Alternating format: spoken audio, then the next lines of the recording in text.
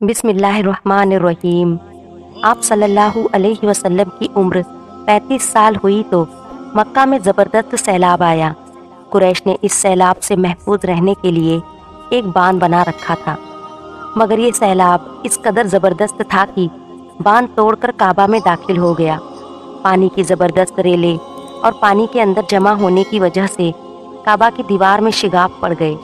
اس سے پہلے ایک مرتبہ یہ دیواریں آگ لگ جانے کی وجہ سے کمزور ہو چکی تھی، اور یہ واقعہ اس طرح ہوا تھا کہ ایک مرتبہ کوئی عورت کعبہ کو دھونی دے رہی تھی۔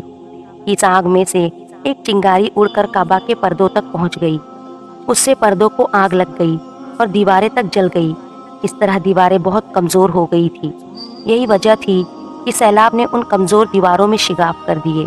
سیدنا ابراہیم علیہ السلام نے کعبہ کی جو دیواریں اٹھائی تھی وہ 9 گز اونچی تھی اور ان پر چھت نہیں تھی۔ لوگ کعبہ کے نذرانے وغیرہ لاتے، یہ نذرانے کپڑے اور خوشبو وغیرہ ہوتی تھی۔ کعبہ کے اندر جو کنواں تھا، یہ سب نذرانے اس کنویں میں ڈال دیے جاتے تھے۔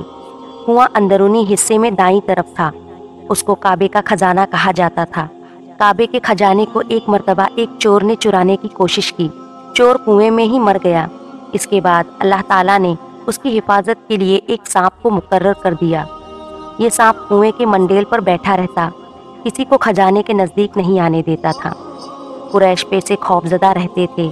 اب جب کہ کعبہ کی دیواروں میں شگاف پڑ گئے اور نئے سرے سے اس کی تعمیر کا سلسلہ پیش آیا تو اللہ تعالیٰ نے ایک پرندے کو بھیجا، وہ سانپ کو اٹھا لے گیا۔ یہ دیکھ کر قریش کے لوگ بہت خوش ہوئے۔ اب انہوں نے نئے سرے سے کعبے کی تعمیر کا فیصلہ کر لیا اور پروگرام بنایا کہ بنیاد مضبوط بنا کر دیواروں کو زیادہ اونچا اٹھایا جائے گا۔ اس طرح دروازے کو بھی اونچا کر دیا جائے گا تاکہ کعبہ میں کوئی داخل نہ ہو، صرف وہی شخص داخل ہو جسے وہ اجازت دے۔ اب انہوں نے پتھر جمع کیے۔ ہر قبیلہ اپنے حصے کے پتھر الگ الگ جمع کر رہا تھا۔ چندہ بھی جمع کیا گیا۔ چندے میں انہوں نے پاک کمائی دی، ناپاک کمائی نہیں دی۔ مثلاً طوائف کی آمدنی، سود کی کمائی، دوسروں کا مال غصب کر کے حاصل کی گئی دولت چندے میں نہیں دی۔ پاک کمائی انہوں نے بلا وجہ نہیں دی۔ ایک خاص واقعہ پیش آیا تھا جس سے وہ اس نتیجے پر پہنچے تھے کہ اس کام میں صرف پاک کمائی لگائی جائے گی۔ وہ واقعہ یوں تھا کہ ایک قریشی سردار ابو وہاب اور عمر بن عابد نے جب یہ کام شروع کرنے کے لیے ایک پتھر اٹھایا تو پتھر اس کے ہاتھ سے نکل کر پھر اسی جگہ پہنچ گیا جہاں سے اسے اٹھایا گیا تھا۔ اس پر قریشی حیران پریشان ہوئے۔ آخر خود وہاب کھڑا ہوا اور بولا، اے گروہ قریش، کعبہ کی بنیاد میں سوائے پاک مال کے کوئی دوسرا مال شامل مت کرنا۔ بیت اللہ کی تعمیر میں کسی بدکار عورت کی کمائی، سود کی کمائی یا زبردستی حاصل کی گئی دولت ہرگز شامل نہ کرنا۔ یہ واحد نبی کریم صلی اللہ علیہ وسلم کے والد حضرت عبداللہ کا ماموں تھا اور وہ اپنی قوم کے شریف آدمی تھا۔ جب قریش کے لوگ خانہ کعبہ کی تعمیر کے لیے پتھر ڈھونڈ رہے تھے تو ان کے ساتھ آپ صلی اللہ علیہ وسلم بھی پتھر ڈھونڈنے میں شریک تھے۔ آپ صلی اللہ علیہ وسلم پتھر اپنی گردن پر رکھ کر لا رہے تھے۔ تعمیر شروع کرنے سے پہلے قریش کے لوگوں نے خوف محسوس کیا کہ دیواریں گرانے سے کہیں ان پر کوئی مصیبت نازل نہ ہو جائے۔ آخر ایک سردار ولید بن مغیرہ نے کہا، کعبہ کی دیواریں گرانے سے تمہارا ارادہ اصلاح اور مرمت کا ہے، اس کو خراب کرنے کا نہیں۔ جواب میں لوگوں نے کہا، ظاہر ہے ہم تو مرمت اور اصلاح چاہتے ہیں۔ یہ سن کر ولید نے کہا، تب پھر سمجھ لو کہ اللہ تعالیٰ اصلاح کرنے والوں کو برباد نہیں کرتا۔ پھر ولید ہی نے گرانے کے کام کی ابتدا کی، لیکن اس نے ابھی صرف ایک ہی حصہ گرایا تھا کہ معلوم ہو جائے کہ ان پر کوئی تباہی تو نہیں آتی۔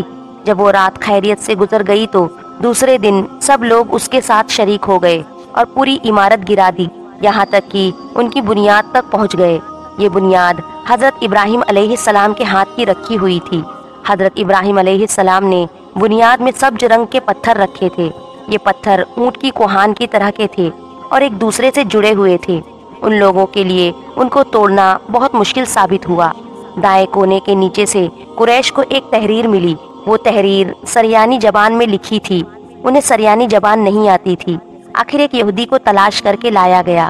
اس نے وہ تحریر پڑھ کر انہیں سنائی، میں اللہ مکہ کا مالک، جس کو میں نے اس دن پیدا کیا، اور میں نے آسمان اور زمین کو پیدا کیا۔ جس دن میں نے سورج اور چاند بنائے، میں نے ان کو یعنی مکہ کو 7 فرشتوں کے ذریعے گھیر دیا ہے۔ اس کی عظمت اس وقت تک ختم نہیں ہوگی جب تک اس کی دونوں طرف پہاڑ موجود ہے، اور ان پہاڑوں کے سردار ایک تو ابو قبیس پہاڑ ہے جو کہ صفا پہاڑی کے سامنے ہے، اور دوسرا کیکن پہاڑ ہے جو مکہ کے قریب ہے، جس کا رخ ابو قبیس پہاڑ کی طرف ہے۔ یہ شہر اپنے باشندوں کے لیے پانی اور دودھ کے لحاظ سے بہت بابرکت اور نفع والا ہے۔ یہ پہلی تحریر تھی، اور دوسری تحریر مقام ابراہیمی سے ملی۔ اس میں لکھا تھا، مکہ اللہ تعالیٰ کا محترم اور معظم شہر ہے، اس کا رزق 3 راستوں سے اس میں آتا ہے۔ یہاں 3 راستوں سے مراد قریش کے 3 تجاری راستے ہیں، ان راستوں سے کافی آتے جاتے ہیں۔ تیسری تحریر اس سے کچھ فاصلے پر ملی، اس میں لکھا تھا، جو بھلائی بوئے گا لوگ اس پر شک کریں گے، یعنی اس جیسا بننے کی کوشش کریں گے، اور جو شخص رسوائی بوئے گا وہ رسوائی اور ندامت پائے گا۔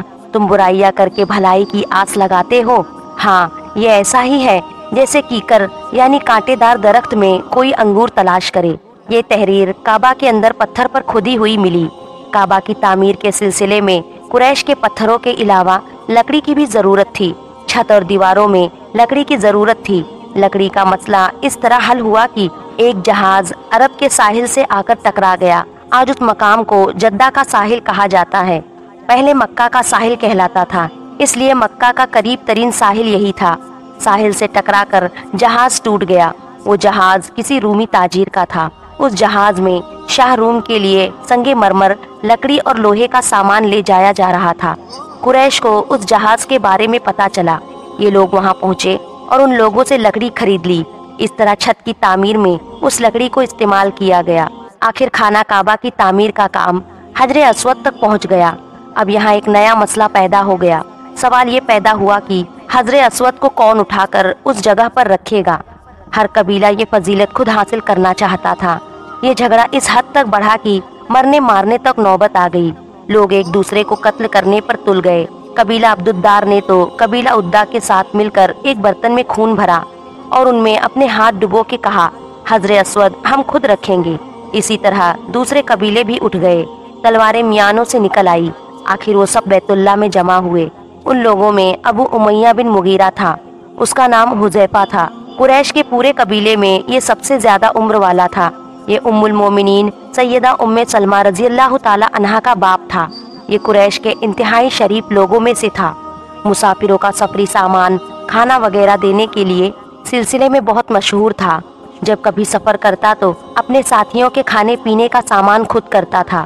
اس وقت اس شدید جھگڑے کو ختم کرنے کے لیے اس نے ایک حل پیش کیا۔ اس نے سب سے کہا، اے قریش کے لوگوں، اپنا جھگڑا ختم کر کے تم یوں کرو کہ حرم کے صفا نامی دروازے سے جو شخص سب سے پہلے داخل ہوگا اس سے فیصلہ کرا لو۔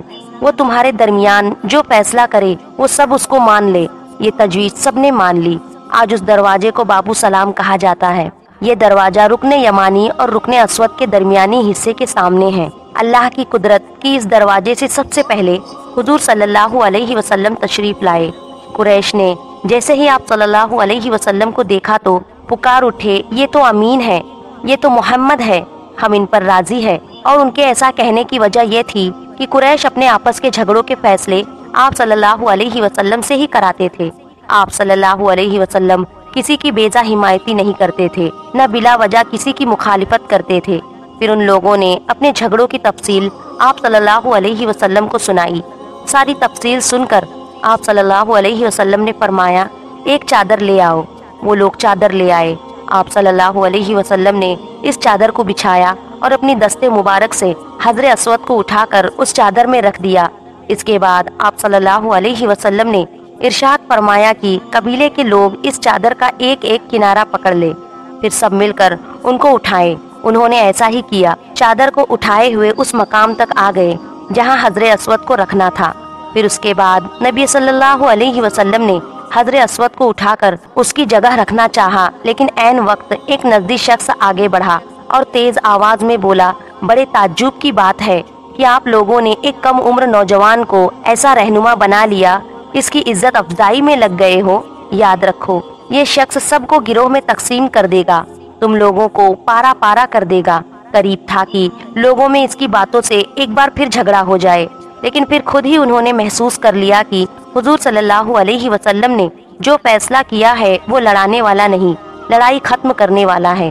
चुनांचे हजरत असवद को नबी सल्लल्लाहु अलैहि वसल्लम ने अपने मुबारक हाथों से उस जगह पर रख दिया। मुआखिरीन ने लिखा है, ये नजदी शख्स दरअसल इब्लीस जो इस मौके पर इंसानी शक्ल में आया था। जब काबा की तामीर मुकम्मल हो गई तो उन्होंने अपने बुतों को फिर से उसमें सजा दिया। काबा की ये तामीर जो कुरैश ने की थी, चौथी तामीर थी। सबसे पहले काबा को फरिश्तों ने बनाया था। बाज साहबा ने फरमाया कि जमीन और आसमान को पैदा करने से पहले अल्लाह ताला का अर्श पानी के ऊपर था। जब अर्श को पानी पर होने की वजह से हरकत हुई तो उस पर यह कलमा लिखा गया, अल्लाह ताला के सिवा कोई माबूद नहीं, मोहम्मद सल्लल्लाहु अलैहि वसल्लम अल्लाह के रसूल है। इस कलमे के लिखे जाने के बाद अर्श साकिन हो गया। फिर जब अल्लाह ताला ने आसमान और ज़मीन को पैदा करने का इरादा फरमाया तो उसने पानी पर हवा को भेजा। इससे पानी में मौज उठने लगी और बुखारात उठने लगे। अल्लाह ताला ने इन बुखारात यानी भाप से आसमान को पैदा फरमाया। फिर अल्लाह ताला ने काबा की जगह से पानी को हटा दिया। जब वो जगह खुश्क हो गई, चुनांचे यही खुश्की बढ़ते बढ़ते 7 बर्रे आजम बन गई। जब जमीन जाहिर हो गई तो इस पर पहाड़ कायम किए गए। जमीन पर सबसे पहला पहाड़ अबू कबीस है। फिर अल्लाह ताला ने फरिश्तों को हुक्म दिया, फरमाया जमीन पर मेरे नाम का एक घर बनाओ ताकि आदम की औलाद इस घर के जरिए मेरी पनाह मांगे। इंसान इस घर का तवाफ करे जिस तरह तुमने मेरे अर्श के गिर्द तवाफ किया है, ताकि मैं उनसे राजी हो जाऊं। फरिश्ते ने हुक्म की तामील की। फिर हजरत आदम अलैहिस्सलाम ने खाना काबा की तामीर शुरू की। इसके बाद हजरत इब्राहिम अलैहिस्सलाम ने काबे की तामीर की। इस तरह कुरैश के हाथों ये तामीर चौथी बार हुई थी। अल्लाह पाक हमें बेहतर अमल करने की तौफीक अता फरमाए और हमें नेकोकारों में शामिल करे, आमीन। नाजरीन, कमेंट में अल्लाह ताला के 99 नामों में से एक नाम ज़रूर टाइप करें। मोहतरम नाजरीन, उम्मीद है कि आपको हमारी ये वीडियो पसंद आई होगी। ऐसी और इस्लामी वाक़ियात और मालूमात हासिल करने के लिए हमारे चैनल को ज़रूर सब्सक्राइब करें और दिल इजाज़त दे तो वीडियो को दूसरों तक लाजमी पहुँचाएँ।